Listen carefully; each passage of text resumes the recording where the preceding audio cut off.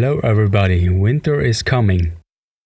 Okay, just joking, but today we had the first time that I've ridden below 20 degrees, which was actually a good thing, because I only sweat when it's really hot. From the workout itself I barely sweat, but if it gets really hot I tend to sweat more. That kind of weather as it is currently is really my favorite. And I was really lucky today because it rained almost the whole day, from 8 in the morning until 4 or 5 in the evening.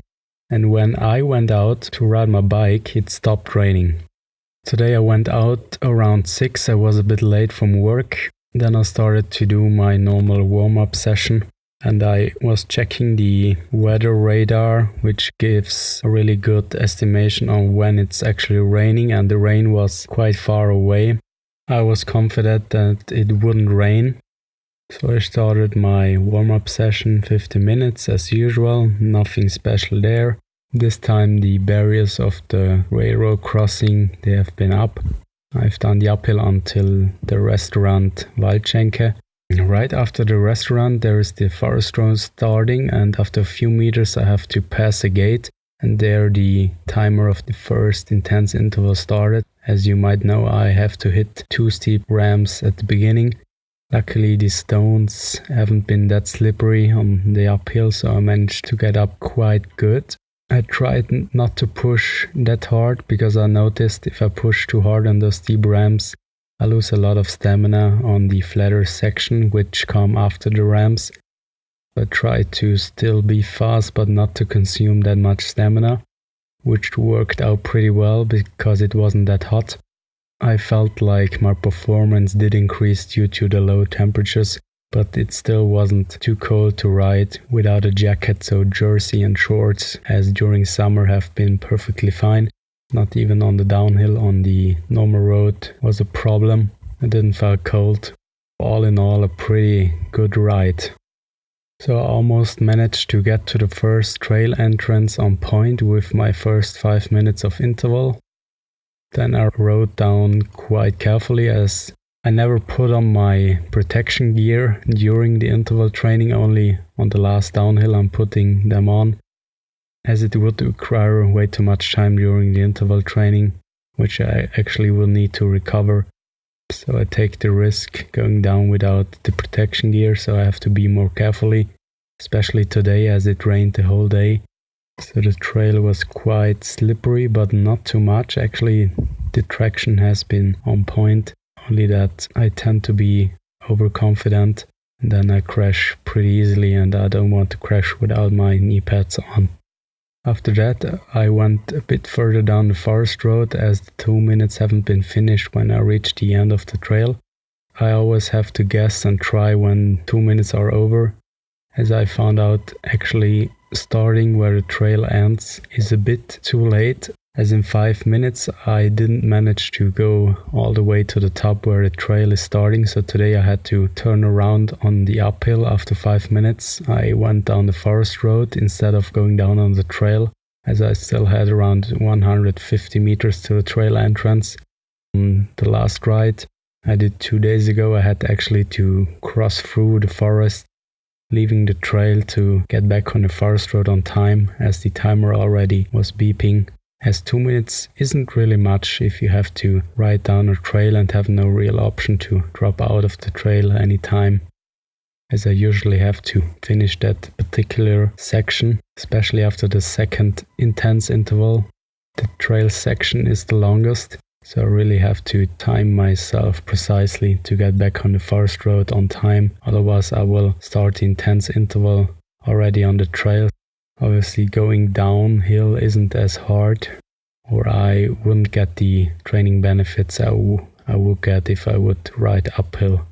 So I went down the forest road, tried to guess the perfect position, as I've seen where the second section is actually ending. That's the perfect spot to begin my third intense interval. I managed it quite well to get to that point when actually the third interval started. And the third interval usually takes me further than the point where actually the trail is starting. I have to take the steep ramp. And if you have checked my Instagram story a few days ago, you've seen that the grass is quite high. It has grown almost up to the height of my shoulders while riding. It had been soaking wet today. My legs have been quite soaked with water and also my shoes, but not too bad. And I was surprised because I couldn't see any water on the ground. Only that going down the forest road at a high speed, there was still enough water to be thrown up by the tires right in my face, right on my back where my phone, which isn't actually water resistant. But as I'm recording this, the phone is still working, so no problems at all. Then I usually take a break of a few minutes where I put on my knee pads where I drink. Then I set up my suspension and also I shift to the highest gear. Usually before the break I stop my tracking app and my timer of the interval training app, and then I start it again when I'm going downhill. At that specific point it started to rain.